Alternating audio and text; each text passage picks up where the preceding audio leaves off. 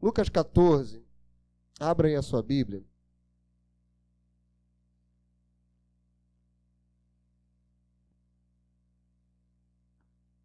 E nesse processo desse mês que estarei aqui, eu não poderia começar com outra palavra, com outra pregação.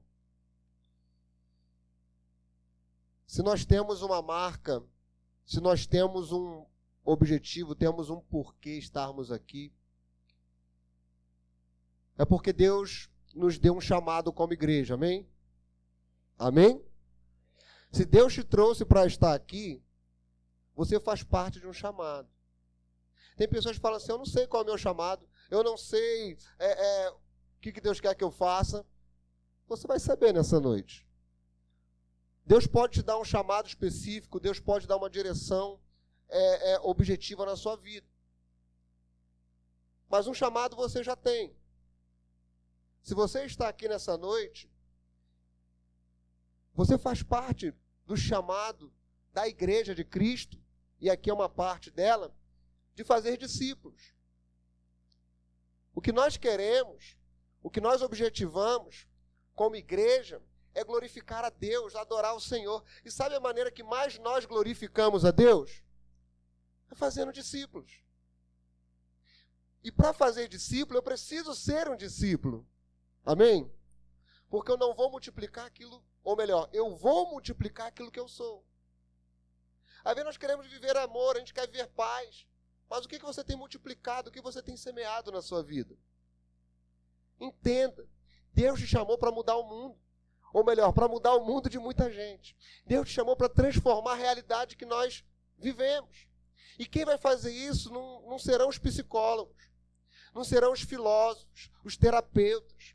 Quem tem o poder para fazer isso não são os políticos, nem os governantes. Deus deu a você o poder de fazer o que ninguém pode fazer, de operar o que ninguém opera, com dinheiro, sem dinheiro, com influência, sem influência. Nós fomos chamados para uma verdadeira revolução transformadora, que é fazer discípulos de Jesus Cristo. Pessoas que se parecem com Cristo Jesus, amém? Glória a Deus, aleluia! Fomos chamados para isso. O nosso desafio, como sempre, como igreja que nós temos, e esse ano deixamos muito claro que nós queremos uma igreja saudável. Uma igreja saudável é formada de grupos saudáveis, como nós falamos lá na igreja, os grupos de vida que cuidem uns dos outros. Pessoas que tenham o caráter de Cristo, que se amam, que servem, que compartilham. Igreja saudável, grupos saudáveis, são famílias saudáveis. São pessoas saudáveis. Amém? A gente vai viver isso intensamente esse ano aqui, amém? Glória a Deus, aleluia. É isso, irmãos. Deus te chamou. Olha quantas pessoas aí, ó, transformadoras. Eu não poderia começar com outra palavra que a gente tem que constantemente falar e lembrar, que envolve todo o início, o meio e o fim desse negócio. Lucas 14, 25, eu vou falar sobre o preço do discipulado. Amém? Você pode falar comigo? O preço do discipulado. Vamos lá, 1, 2, 3 e... Mas fala como maranhense. Quem é maranhense aí? Só os maranhenses. 1, 2, 3 e... Não tem maranhense aqui, irmãos? Maranhenses. 1, 2, 3 e... Rapaz, o negócio tá... Os cearenses. Rapaz, não sabia que o Silvano era cearense. Estou para conhecer, para entender, né? Os cariocas. O preço do discipulado. Os piauienses. Rapaz. Tem alguém aí de outro estado aí, irmãos? Não? Rapaz.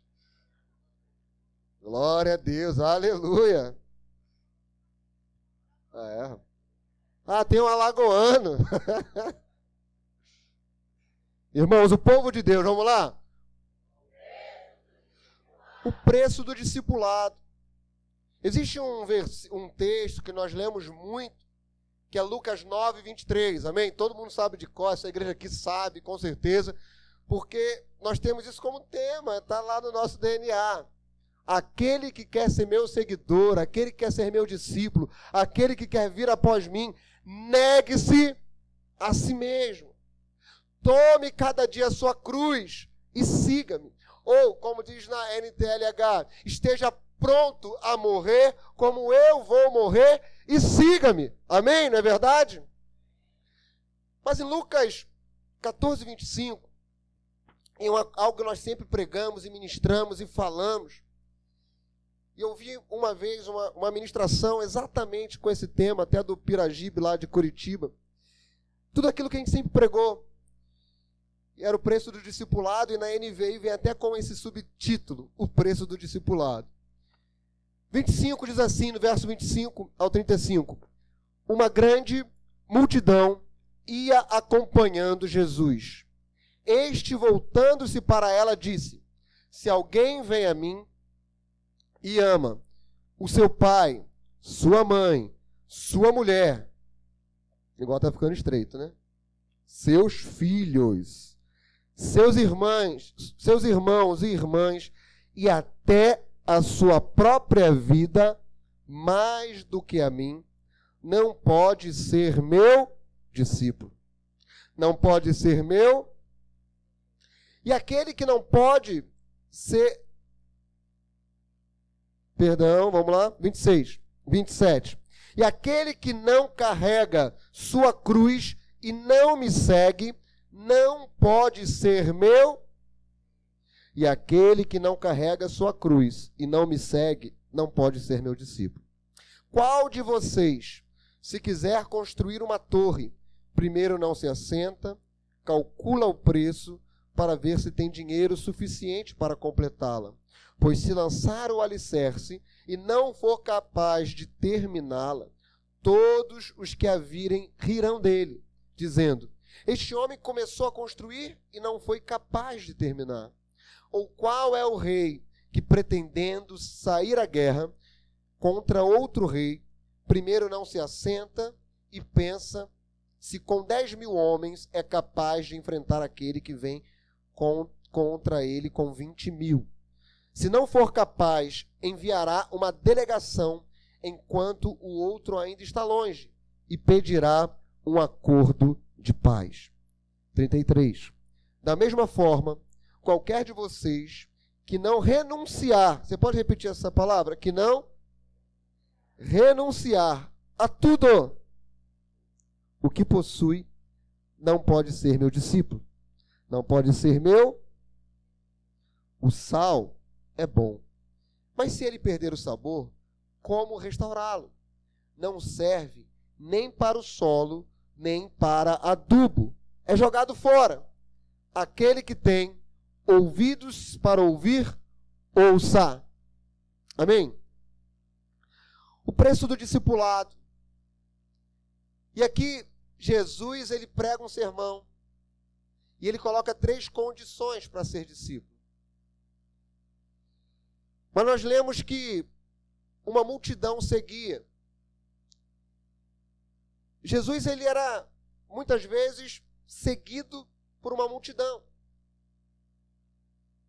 Mas nem todos os que estão no meio da multidão são discípulos. Ali no meio daquela multidão tinham pessoas que queriam ver os milagres. Estavam ali porque sabiam do que Jesus podia fazer. Algumas estavam ali até mesmo querendo pegar um erro de Jesus para que pudesse, de alguma maneira, levá-la a julgamento. Outros estavam ali por interesses próprios. Mas Jesus, ele não se importa com a multidão que vem para admirá-lo simplesmente, ou para bajulá-lo, ou por interesse de ver um milagre acontecer. Jesus, Ele quer discípulos. Pessoas que estão interessadas em seguir os seus passos. Porque uma multidão, ao mesmo tempo, aqueles que o admiram, um dia vão gritar, crucificam. E Jesus ele fala 3 condições para ser um discípulo. E a primeira dela, Jesus disse, se alguém vem a mim e ama seu pai, sua mãe, mulher, filhos, irmãos e irmãs, e até a sua própria vida mais do que a mim, não pode ser meu discípulo. A primeira condição de ser um discípulo de Jesus é amar a Jesus acima de todas as coisas.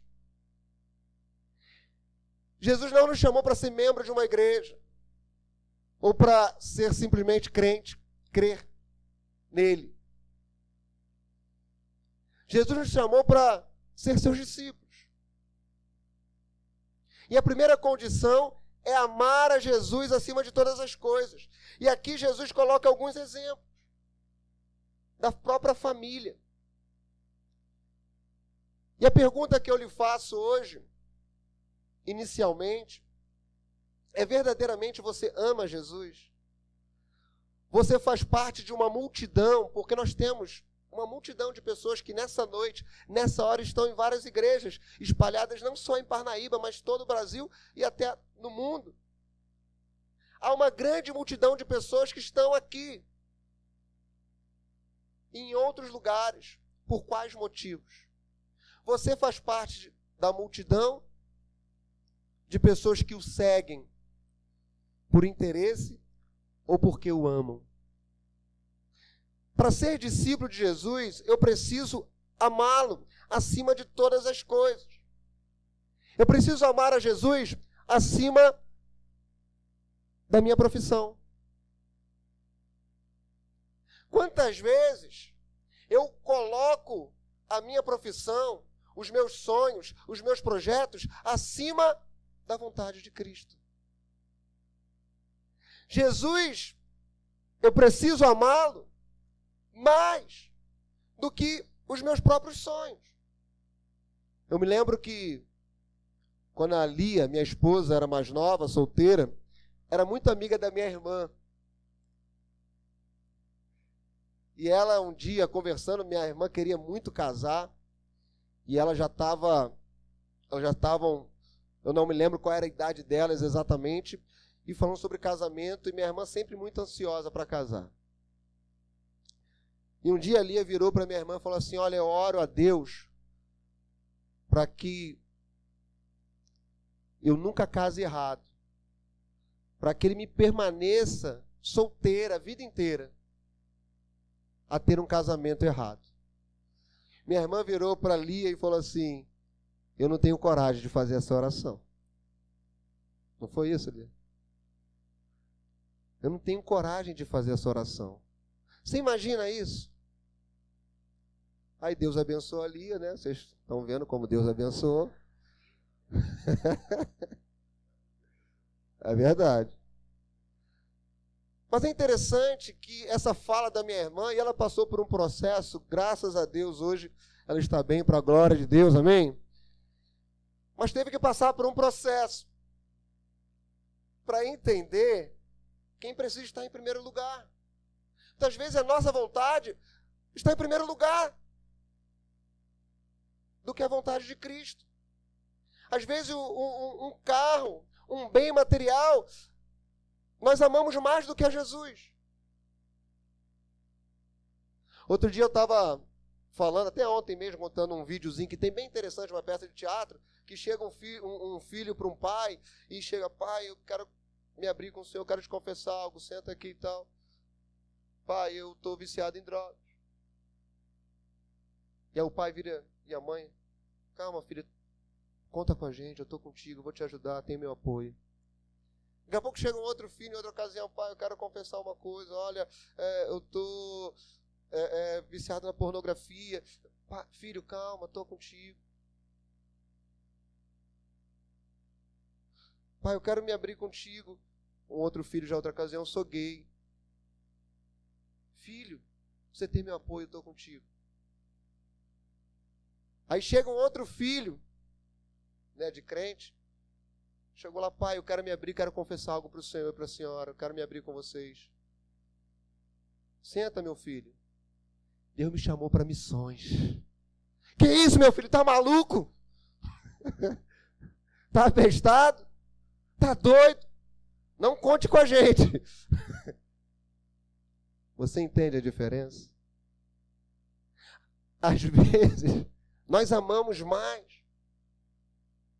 os nossos sonhos, as nossas profissões, o dinheiro, do que a Cristo.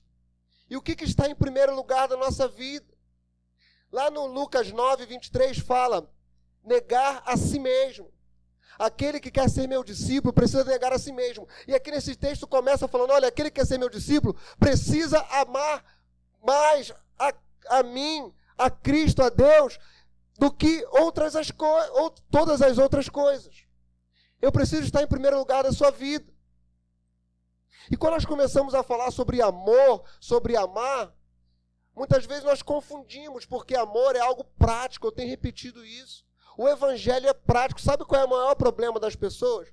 É não entender que o evangelho é prático. Por isso que Tiago falou, olha, fé sem obras é morta. Porque a fé, ela vai trazer um resultado prático da coisa. Ah, eu creio, mas eu não creio, mas eu creio, mas não existe. Mas você vai saltar de paraquedas, está lá em cima do avião com o camarada fala assim, olha, você confia em mim? Confio. Olha aqui, você confia em mim? Confio. Então vamos saltar? Não. Ué, você não confia? Confio. Tem segurança em mim? Tenho. Então vamos? Não. Entendeu? A fé é isso. Se você crê, você tem algo prático a fazer. E a mesma coisa quando nós falamos de amar a Deus. Todo mundo ama a Deus, não ama? Você perguntar aí na rua, a maioria das pessoas fala, eu amo. Falar aqui então, todo mundo, eu amo, claro, levanta as mãos, declara, canta canções, Senhor, eu te amo, eu te adoro, eu te louvo. Não é assim que funciona? Mas o que é amar?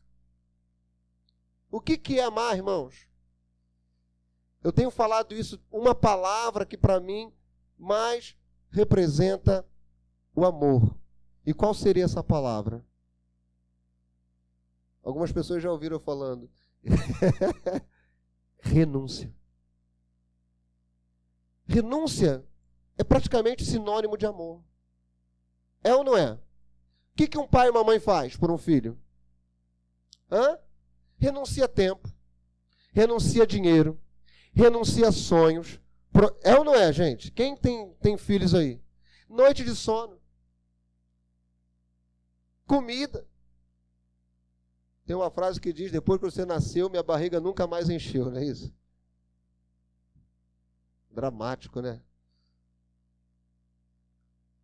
É a frase da mãe da Lia, da minha sogra. Mas é uma verdade que nós renunciamos. É renúncia.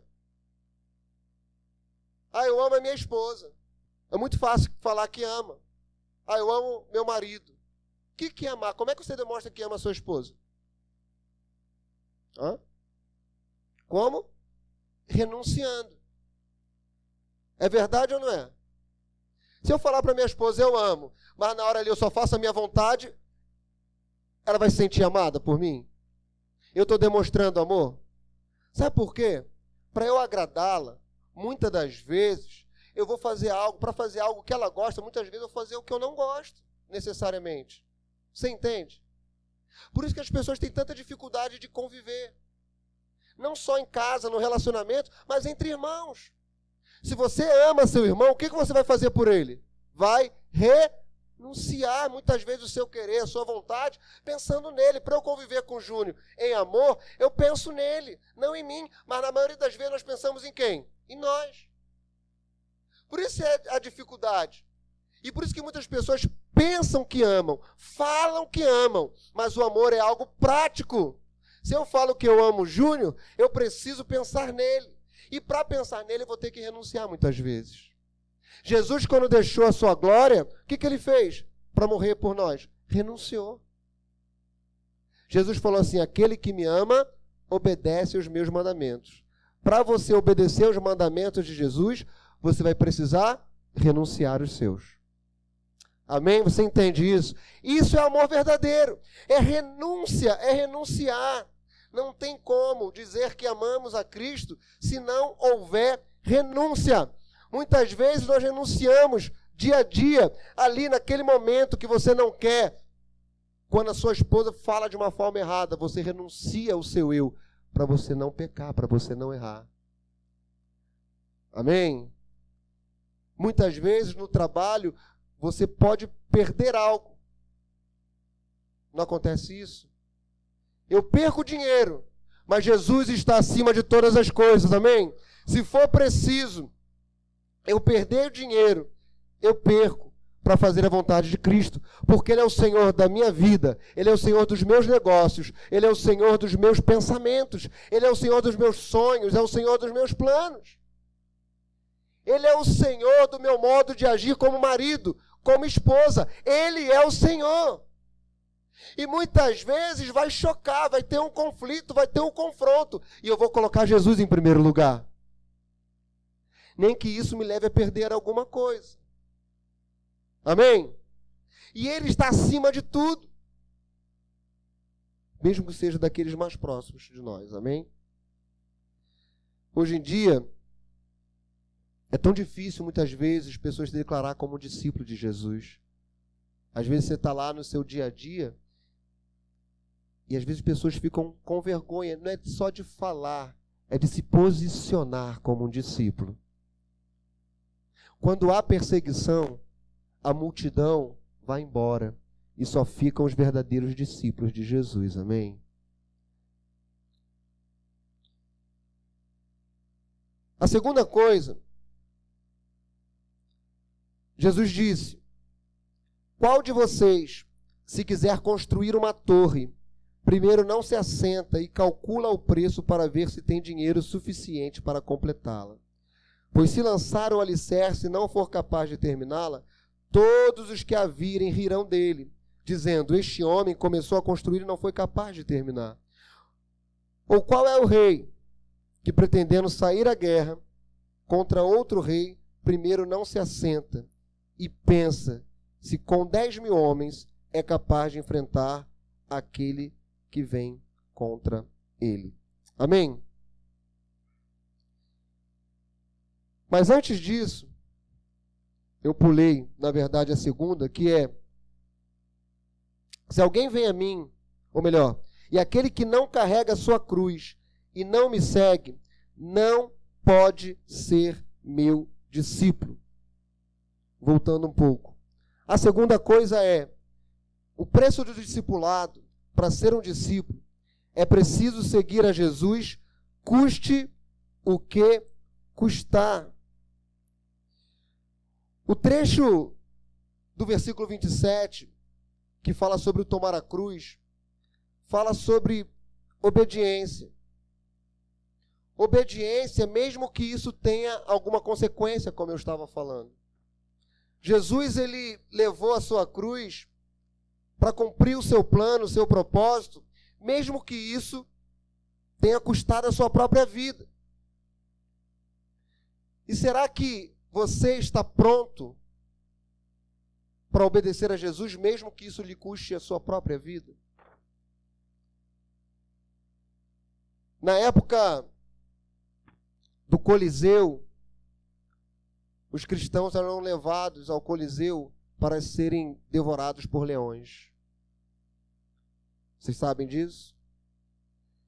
E diz que eles se abraçavam, se juntavam. Nós seguimos a Jesus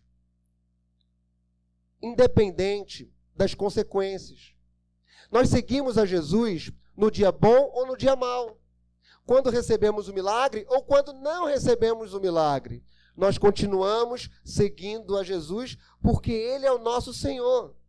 Seja na cova dos leões, como em Daniel, que os leões fecharam as suas bocas, seja no Coliseu, quando devorados pelos leões. Porque ser um discípulo de Jesus é segui-lo, custe o que custar. Nós não abrimos mão de seguir a Jesus, de crer na sua palavra, de seguir a sua palavra, mesmo que isso custe a nossa vida. É interessante que lá no Rio de Janeiro nós temos contatos com alguns traficantes. Na verdade, nós temos contato muito fortemente com isso lá na nossa realidade, na nossa região. Seja bem-vindo para ir lá no Rio de Janeiro quando você quiser, tá? Ficar hospedado lá. E nós temos bastante contato, nós trabalhamos, evangelizamos.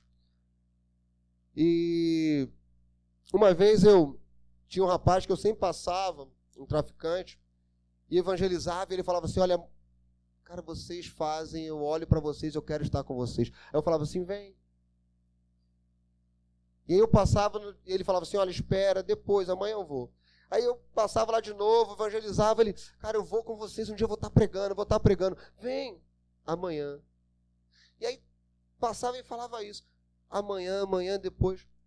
Um dia eu passei, ele não estava lá. E eu perguntei, cadê fulano? Fala assim, morreu. Ele sempre deixava para depois, sempre deixava para amanhã, e esse amanhã não chegou para ele. Mas o que me chama a atenção é que são pessoas que entram para uma vida que sabem que vão morrer. É uma coisa maluca. Porque é uma coisa que eles têm certeza que vão morrer. Sabe que vão morrer. Mas continuam ali como um vício. Mas eles entram para lutar uma luta por dinheiro ou por qualquer outra coisa, dispostos a dar a vida deles. Quando existe uma guerra, que não é incomum ter, e quando você estiver lá, Ronaldo, no Rio de Janeiro, você vai poder ver em loco. Tô brincando, não tem nada disso não, tá? Fica tranquilo, só vai ser recepcionado com fogos, a tua chegada, a tua saída, ok? Amém? Vai ver lá só o pessoal brincando com... Não, aquelas armas ali, gente, é só para treinamento, fica tranquilo. Mas, na verdade, você vê ali a disposição de jovens que estão gastando a sua vida, arriscando, colocando em risco. Muitas vezes para saciar um ego, uma adrenalina, ou seja, por dinheiro, ou seja, para sustentar uma drogas. E qual é o preço que você está disposto a dar por aquilo que você considera que é o maior da sua vida? Amém? Às vezes tem pessoas que têm vergonha de se posicionar, de colocar quem é, de mostrar a Cristo, de revelar realmente o Senhor da sua vida, porque Ele é. Nós muitas vezes não estamos dispostos a abrir mão. Não vou engolir sapo. Não vou perdoar aquela pessoa.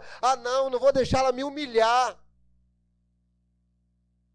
O preço do discipulado passa por nós seguirmos a Jesus, custe o que custar. Eu vou fazer o que a palavra me ensina, eu vou fazer o que a palavra diz.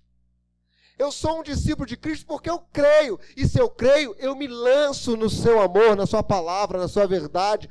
Eu me lanço para fazer o que Jesus faria, porque eu sou um discípulo. Se nós não estivermos aqui para proclamar isso, para ensinar isso, para pregar isso, para viver isso, nós podemos fechar as portas. Porque Jesus nos chamou para levantar uma multidão, sim, eu oro por isso, mas de discípulos, amém? De seguidores de Jesus, porque isso é que vai mudar a realidade, que muda a realidade de pessoas, de famílias, e que vai mudar a realidade dessa cidade, dessa nação, amém? Eu creio. É por isso que estamos aqui, não para pessoas virem para a igreja, voltarem, irem lá e continuarem suas vidas a mesma coisa. Não, o cara vem para a igreja, vai no grupo, vai no discipulado, mas continua tratando mulher grosseiramente. Mas continua fazendo aquilo ali no trabalho, sabendo que é errado, mas continua porque quer ganhar o dinheiro. Não, nós queremos pessoas que sigam os passos de Jesus, mesmo que percam o emprego. Mesmo que percam o relacionamento que quer tanto, para fazer a vontade de Cristo. Mesmo que ganhe menos dinheiro. Mas o melhor lugar para se estar é onde Deus quer que nós estejamos. Amém? Segue, custa o que custar. Irmãos, Jesus disse, primeiro, quem quer ser meu discípulo precisa me amar acima de todas as coisas. Quem quer ser meu discípulo precisa me seguir, custe o que custar. Calcula antes. Calcula. Sabe por quê?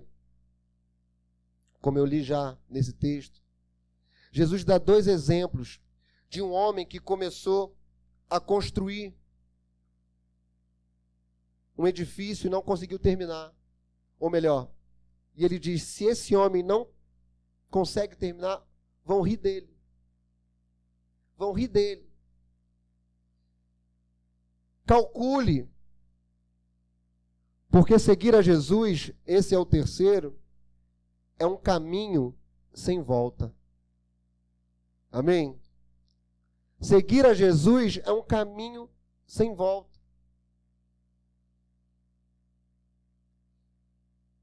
Não tem como mais voltar, não tem como mais olhar atrás. E ele fala, olha, se você começou a construir, calcule para ver se você vai conseguir terminar. E depois de Jesus ter colocado ali o preço, o quanto custa, olha, o preço é esse. Você está disposto, você está pronto? Você está pronto?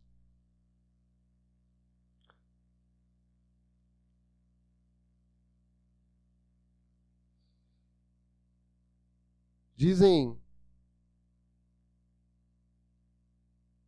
que lá no Texas, quando estava, acho que a independência dos Estados Unidos, ou em uma guerra que teve, não lembro, o comandante, quando estavam guerreando, acho que era contra o México, o exército inimigo era muito maior. E de repente alguém chegou para aquele comandante e falou assim, olha, nós estamos perdidos, porque a nossa rota de fuga, a ponte que era a nossa rota de fuga, caso nós precisemos, foi derrubada. E o comandante virou e falou assim, olha, fui eu que mandei derrubar. Porque é vencer ou vencer. Não tem mais para onde voltar. Você imagina isso? E eu gosto disso. Não tem para onde voltar, é agora. Somos nós. Somos nós. E eu já falei aqui mesmo, né, uma vez que estava lá no próprio Caju, né, que é o bairro onde está localizada a igreja, e estavam dentro da comunidade, nós profetizamos sobre paz naquele lugar, sobre vida naquele lugar, profetizamos sobre libertação. E uma vez teve um tiroteio, e nós tínhamos acabado de ter um movimento, não sei se nesse foi na época de carnaval, acho que sim, e nós fizemos um movimento grande, né, que a gente fazia de evangelização, de sair pelas ruas, de invadir as comunidades, e teve um tiroteio, e alguém falou assim, está tendo um tiroteio. E eu falei, gente, vamos voltar para as ruas. E vamos começar a clamar alto e andar por lá com carro de som para acabar com esse tiroteio. E aí, começamos a andar e já não tínhamos visto nada. Já tinha acabado, daqui a pouco a gente orando e não estava tendo tiroteio. Eu comecei a me empolgar, né, que eu vou me empolgando e tal. E aí eu comecei, né, fim do tráfico, acaba as drogas, vai tudo embora, que não sei o que e tal. E orando e gritando carro de som, isso, né? Daqui a pouco a gente está andando na rua, né, o carro de som. E a galera da igreja aqui, tinha bastante gente. Daqui a pouco a gente olha para frente, é uma multidão. Vocês estavam nesse dia lá, Jackson, Lucilene? Estava?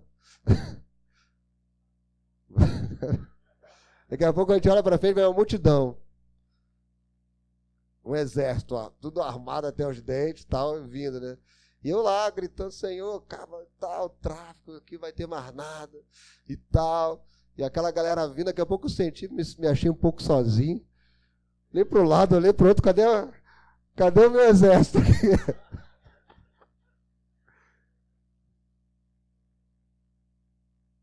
E aquela galera foi chegando perto. E eu me lembro que ficou só eu e Luana. Luana é meio doido, né? E daqui a pouco a galera chegou e quem estava à frente naquela época era o rapaz que tinha sido preso, eu tinha visitado ele. Aí quando ele chegou, e até o carro de som parou na hora, né? Acho que o cara pagou, falou que deu problema lá no, no negócio. E aí sumiu o som, aí ele chegou, né, aquela turma, aí virou, pastor, pode continuar, por que parou? Aí eu falei, não parei por causa de vocês não, só o carro de som aqui que pifou. Eu subi no carro, a gente começou a pregar e continuamos. Mas é interessante que é um caminho sem volta. Oi?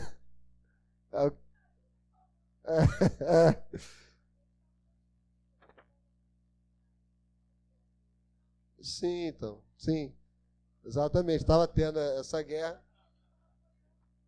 Não, isso aí já foi outra situação, foi outra, foi outra história. São muitas histórias, na verdade, já passamos por muita coisa.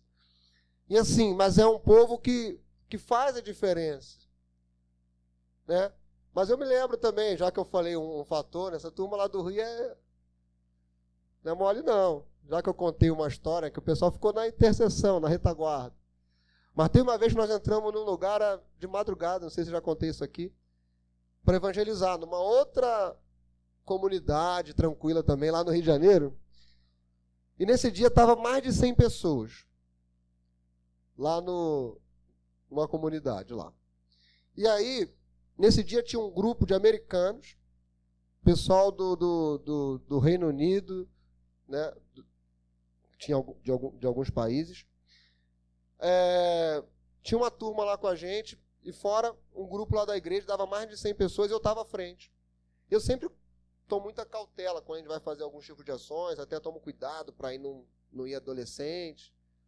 Só que nesse dia, estava tranquilo, falei, nada vai acontecer. Nós vamos orar rapidinho lá, a gente vai até o final da comunidade, que era uma rua estreita, e até lá embaixo. Quando a gente chega lá, a gente ora, e a gente volta evangelizando, a gente atravessa e volta lá para o Caju, para a nossa região. Beleza. Quando chegamos lá no final, começamos a orar e tal, levantamos um clamor. Quando voltamos evangelizando, e aí o pessoal já se espalhou, né? Um grupo foi indo, outro foi ficando para trás, os americanos, o pessoal de fora ficou para trás, a pessoa da igreja, e eu fiquei aqui, fui numa boca de fumo evangelizar. Daqui a pouco, quando eu vejo, todo mundo correndo. Aí eu perguntei para ele assim, o que foi? Para o rapaz que estava lá comercializando droga. Falei, o que aconteceu? Ele, o caveirão. Aí na minha cabeça veio adolescente, americano, não fala português, pessoal do Reino Unido, todo mundo entrou para algum lugar e daqui a pouco começou aquele tiroteio ali. Tiroteio sem fim. E aí eu entrei no lugar também, mas depois eu falei, eu tenho que achar essa galera. Está tudo na minha responsabilidade. E eu comecei a voltar para tentar encontrar, ver se estava todo mundo protegido. Isso, o tiro rolando ali naquela ruazinha. Você estava lá esse dia, não estava? Se escondeu no salão de beleza. E aí, eu cheguei numa igreja que tinha uma Assembleia de Deus que estava aberta, estava fazendo uma programação. A maioria das pessoas, mais de 50 mais ou menos, entraram para essa igreja. E aí eu fiquei, cadê os americanos, cadê aquela turma? Eles tinham ficado mais atrás ainda. E aconteceu uma coisa curiosa, eles ficaram numa loja, que o cara da loja mandaram eles sair. E eles estavam com a Cíntia, eu estava com eles na ocasião lá, o menino da igreja. E aí o camarada estavam aqui na porta da Assembleia de Deus atirando, né, com um fuzil e tudo mais. E aí eu saí ali no canto, né, em meio a esses tiros, né, para tentar achá-los. Aí eu encontrei o pastor Craig, né, que o Fabrício conhece, foi lá na casa dele. E quando ele me viu, foi um alívio, porque eles estavam vindo meio que desesperados, meio sem norte, né? Aí ele botou a Bíblia assim na frente, como se fosse adiantar alguma coisa. Porque a situação dele era a seguinte. Tipo assim, ele estava vindo de lá para cá, o Júnior, ele como se fosse o Júnior, o cara estava atirando aqui, ó, com o fuzil. Para os policiais lá, ele tinha que vir no cantinho aqui para que nada atingi-lo. E aí a gente conseguiu colocar eles na igreja, na Assembleia de Deus. Os americanos, aquela turma toda. E ficamos lá. E aí, Eu falei, e eu preocupado ainda porque estava sem sinal, tudo acontece, né? Uma região sem sinal, eu não sabia se todo mundo já tinha saído, quem já tinha saído. Eu falei, irmãos, quando der, nós vamos fazer o seguinte, quando der uma pausa, nós vamos sair. Primeira hora que parar o tiro, a gente sai. Vamos pelo cantinho, não sei o quê. Não, vamos todo mundo sair de uma vez só no meio da rua e vão começar a cantar o mais alto possível que você puder e nós vamos sair cantando. Mas por quê? Falei, se a gente sair pelo cantinho, quem olha de fora pode pensar que são os traficantes, alguma coisa assim. Vamos mostrar quem nós somos. Quando deu o intervalo, aí saiu aquela turma, umas 50 pessoas, começaram a gritar, e cantar, e glorificar, e saíam cantando, o mais alto possível. E aí todo mundo, achou estranho, traficante, pessoal da casa, esse pessoal maluco, estão fazendo aí. Mas aí todo mundo foi interessante, todo mundo da janela ficava assim, legal, bacana e tal. E a gente foi saindo, cantando e cantando, daqui a pouco a gente já estava pulando, dançando. E aí saímos, quando a gente conseguiu sair da comunidade, aí encontramos, estava todo mundo lá na praça, a gente adorou, celebrou e tudo mais. E fomos para o outro lado evangelizar do outro lado. Falei, gente, agora que já passamos, vamos continuar, vamos atravessar. E a gente continuou. Mas foi muito interessante aquele dia, uma das marcas, né? Porque isso não é toda hora no Rio de Janeiro, não. Isso aí só em certos lugares. E a gente foi ali para uma evangelização num lugar que a gente sabia que havia um risco, mas de fato foi inesperado. E naquele dia, mais uma vez, nós glorificamos ao Senhor e mostramos que, de fato, a presença da igreja foi algo marcante para a gente, para a comunidade, porque a gente conseguiu parar aquele momento de tiroteio e uma igreja que foi bem corajosa e ousada naquele instante. Amém? Então, irmãos, é um caminho sem volta. É um caminho sem volta. Calcule, porque se você começar a edificar e não calcular, se você parar, vão falar, vão rir. Ele usa a comparação de um rei que antes de sair para a guerra, ele calcula. Porque senão vai ter que fazer um acordo de paz. E eu quero dizer para você o seguinte, olhe para mim aqui. Para ser um discípulo de Jesus, como eu falei, você tem que estar disposto a pagar o preço para não voltar atrás. É preciso ser por inteiro. Amém? Não existe meio discípulo. Assim como não existe meio grávida. Fulano está meio grávida, a Lia está meio grávida. Você imagina isso? Não existe. É a mesma coisa um discípulo. Eu sou meio um discípulo de Jesus, sou mais ou menos. Nessa área da minha vida eu sou, nessa aqui eu não sou. Existe isso, irmão? Não existe. De manhã eu sou, de noite não. É outra coisa, né? Não existe. Na escola eu sou, no trabalho não. No trabalho eu sou, em casa não. Na igreja eu sou, na igreja todo mundo é. Aquilo que a gente costuma falar, imagina o cara chega para a mulher dele, para a esposa, e fala assim, minha esposa, eu te amo tanto que eu te dou 6 dias da minha semana para você e um dia eu dou para outra. Mas ele ama ou não ama? Gente, mas estou dando 6 dias, tem sexo, estou dando só um para outra. Você aceitaria isso? Você acharia que ele te ama? Então, às vezes nós queremos fazer isso para o Senhor também. Às vezes até ao contrário. Eu te dou um dia, Senhor. O restante. E diz que ama. É inaceitável. É por inteiro. Eu preciso me entregar por inteiro. Posso falar uma coisa? Esse é outro exemplo que Jesus ele dá quando ele fala calcule. Quantos aqui precisam compreender que ou eu estou inteiro com Cristo, eu sou inteiramente um discípulo de Cristo, Ele governa a minha boca, o meu falar, o meu agir. Não, mas aqui eu não consigo me controlar, eu rodo a baiana mesmo quando, não sei se fala isso aqui, né? Eu rodo a baiana mesmo quando, falam esse roda a baiana aqui? Quando alguém mexe comigo. Ou eu sou controlado pelo Espírito Santo de Deus, ou eu sou controlado pelo inimigo. E ele usa esse exemplo que é muito interessante, que ele fala assim, olha, aquele rei, se ele não pode ganhar, ele vai lá e faz um acordo de paz com o inimigo. Quantos aqui não sabem que se você não está por inteiro com Cristo, como discípulo de Cristo, você já fez um acordo de paz com o inimigo?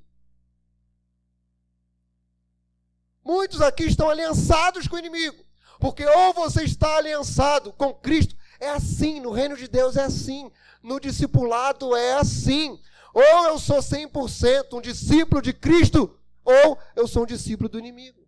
Eu tenho uma aliança de paz, um acordo de paz com o inimigo. É a história da casa, não posso lá, a casa é minha, mas um quarto é do inimigo, isso não existe. Você vai limpar e arrumar a casa, o inimigo vai entrar lá constantemente, vai bagunçar.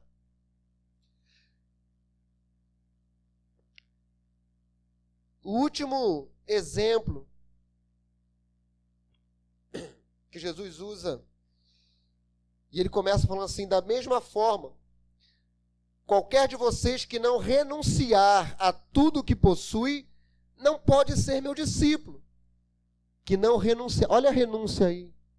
Olha o que é amor verdadeiro. O sal é bom, mas se ele perder o sabor, como restaurá-lo? Não serve nem para o solo, nem para adubo. Ele é jogado fora. Aquele que tem ouvidos para ouvir, então, ouça. O preço do discipulado. Ou você é útil, ou você é inútil. Ou você é inteiramente útil ao Senhor, ou você é inútil. E ele dá o exemplo do sal. Que se ele perder o sabor, se o sabor, era jogado fora e não servia nem para adubar, porque o sal tinha, assim como ainda hoje, ele serve para algumas coisas. E ele fala, mas se o sal perder o sabor, não serve para mais nada. Ou você é inteiramente útil ao Senhor, ou você é inútil. Porque nessa vida, se nós não formos um discípulo verdadeiro de Cristo, nós somos inúteis. Nós não servimos para nada. E sabe por que as pessoas vivem essa onda de doenças emocionais? É porque descobrem que são inúteis. Mas quando nós entendemos e queremos pagar o preço do discipulado, nós temos um grande propósito.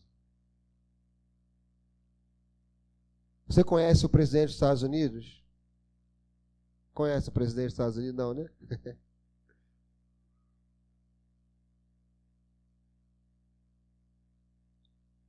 Você talvez não saiba que você tem um papel mais importante do que o dele nesse mundo.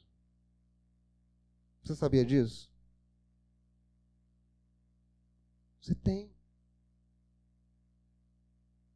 Mais importante do que o cargo que ele ocupa, porque nós somos embaixadores de Cristo. Nós somos embaixadores de um reino que é eterno, que, como está nas Escrituras, que vai subjugar todos os outros reinos desse mundo. O reino de Cristo vai suplantar todos os outros, porque é um reino que não tem fim.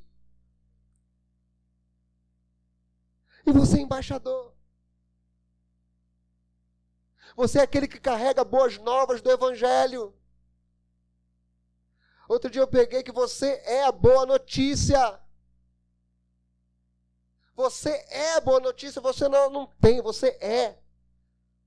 O mundo vai olhar para você e vai olhar e ver a boa notícia, que há esperança através da sua vida. O preço do discipulado, o preço de ser um discípulo. Você é mais um no meio da multidão. Talvez depois de uma pregação como essa que Jesus fez, talvez muitos olharam para trás, muitos voltaram. Talvez no final desse sermão, quando Jesus olhou, já não estavam tantas pessoas como no início. Talvez já não era mais uma multidão, porque o que Jesus ele queria eram discípulos e não simplesmente uma multidão que o seguisse. Eu não sei se você está aqui fazendo parte de uma grande multidão que simplesmente vem à igreja. Eu não sei se você está aqui como uma parte de uma grande multidão que está acostumado a ir para uma igreja. Ou não sei se você está aqui, que faz parte de uma multidão que quer se sentir melhor, ou que quer receber uma oração, ou sair daqui com uma boa palavra.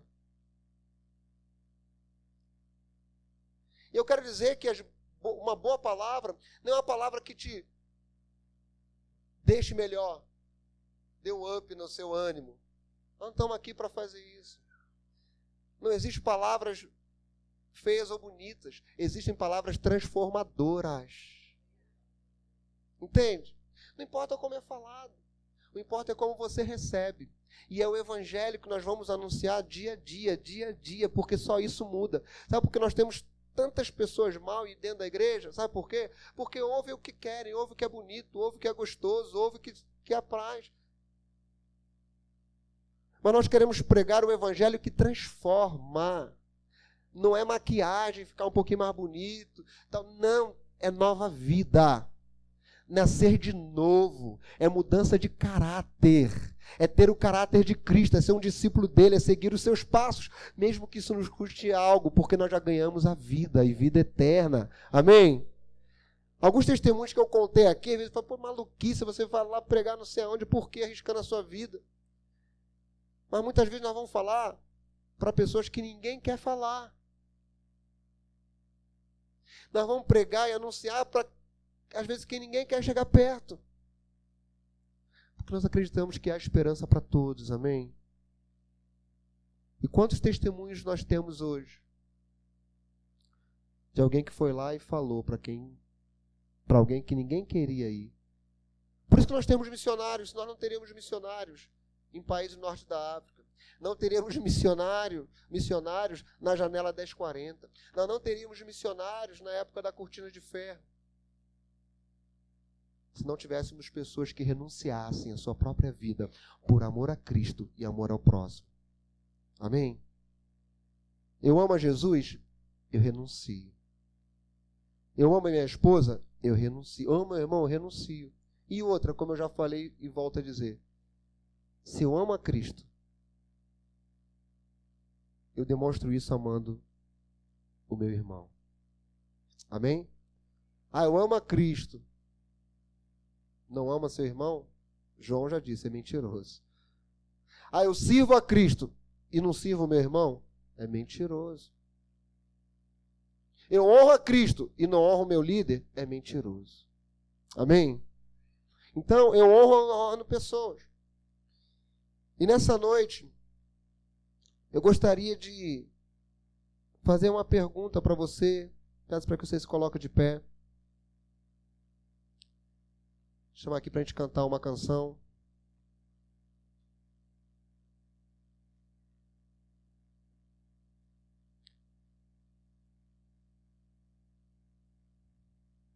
Você é parte de uma multidão que vai olhar para trás e voltar?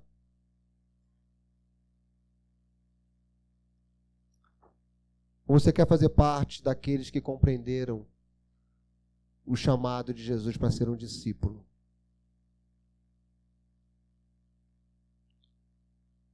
Nós podemos ter uma igreja aqui muito cheia, muita gente. Mas que se multipliquem discípulos, amém? Muitos virão e muitos irão. Mas que fiquem os discípulos de Jesus. Porque verdadeiros discípulos transformam suas casas. Verdadeiros discípulos têm razão para viver. Verdadeiros discípulos tacam fogo nas suas escolas. Fogo do Espírito Santo, amém? Porque eu já quase taquei fogo de outra maneira no passado. Mas depois que eu me converti, comecei a trazer um fogo diferente para a minha escola. Eu disse ontem, contando para alguém aqui o meu testemunho de conversão. Teve uma menina da escola que foi lá na minha igreja. Falou assim, olha, eu vim aqui porque falaram que você se converteu. Eu vim aqui para ver se era verdade. Falaram que você estava na igreja. Aí eu falei assim, mas eu sempre fui. Fui criada na igreja.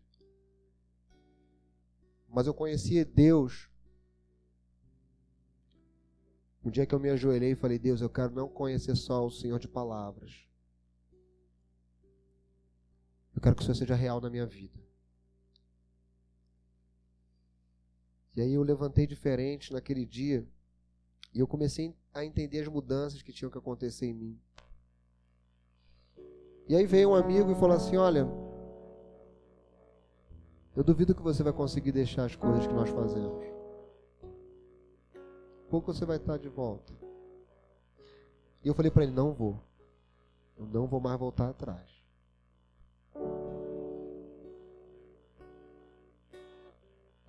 E depois daquela palavra, como eu disse ontem para nossa irmã, que eu decidi vestir a camisa da própria escola. E eu falei, não volto atrás. Porque eu entendi, eu conheci, eu encontrei Deus verdadeiramente. Ele é real. Ele é a paz, Ele é a alegria, Ele é a vida. E eu quero transmitir isso para outros. Mas eu não quero ficar ali no raso. Eu quero mergulhar com profundidade, porque eu compreendi o que é ser um discípulo. Eu quero ser um discípulo de Jesus. Senhor, molda a minha vida, molda a minha boca, molda os meus olhos, molda os meus pensamentos, os meus planos e os meus sonhos. Senhor, eu entrego a Ti. Senhor, que eu seja humilhado, mas que o Senhor seja glorificado. Eu vou perdoar, mesmo que a minha carne não queira, porque eu quero fazer a Tua vontade, antes de fazer a vontade da minha carne, porque agora eu pertenço a Ti, eu sou um discípulo Teu. Senhor, me leva para onde o Senhor me quiser. Irmãos, eu nunca tinha visto alguém armado assim, com um fuzil. Eu nasci no Rio de Janeiro, mas não fui criado na favela. Isso não era normal para mim não, mesmo morando no Rio de Janeiro, nunca foi normal para mim. Ver pessoas usando droga no meio da rua, nunca foi normal. Mas eu falei, Senhor, me leva onde o Senhor quiser. E lá no Rio de Janeiro, a minha realidade é essa. O que me incomodou é, eu numa igreja grande, bonita, com dinheiro. Eu nunca tinha entrado numa favela. Mas a gente ouvia os tiroteios. Eu sabia que pessoas estavam morrendo tão perto de mim. Senhor, eu não posso me calar, eu sou um discípulo, eu vou lá. Estou contando essas histórias do que aconteceu, mas não era costume meu. Eu fui lá porque eu decidi negar a mim mesmo para fazer a vontade do meu Senhor. E Deus, eu quero salvar vidas que estão morrendo. Mesmo que isso custe a minha vida, eu entendi isso. E como é maravilhoso, não tem lugar melhor para se estar do que onde Deus quer que nós estejamos, do que você esteja. O melhor lugar para se estar é com Ele. E para estar com Ele é preciso seguir os passos dEle, seguir os seus passos, ser um discípulo. É preciso amar a Cristo acima de todas as coisas. É preciso estar disposto a segui-lo, custe o que custar. É calcular, porque é um início sem volta.